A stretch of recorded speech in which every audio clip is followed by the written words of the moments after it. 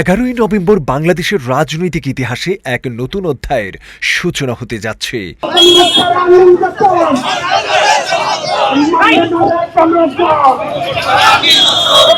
রাজধানীর পল্টন মোড়ে মঙ্গলবার দুপুরে বাংলাদেশ জামায়াতে ইসলামী আন্দোলন বাংলাদেশ সহ ৮ দলের মহা সমাবেশে যোগ দিতে উত্তাল এখন ইসলাম প্রিয় জনতা।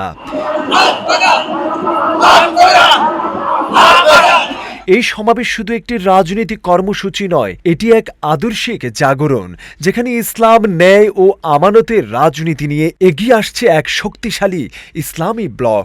দীর্ঘদিনের বিভক্তি ভুলে এখন তারা এক প্ল্যাটফর্মে। লক্ষ্য একটাই, ইসলামী মূল্যবোধে গঠিত একটি শান্তিপূর্ণ ও দুর্নীতিমুক্ত বাংলাদেশ।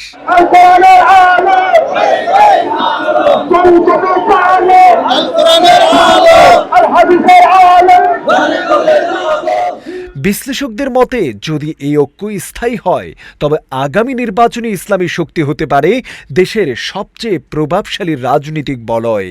তাদের গঠিত কাঠামো, আদর্শিক ও একতাই জনভিত্তি হতে পারে ক্ষমতার চাবিকাঠি।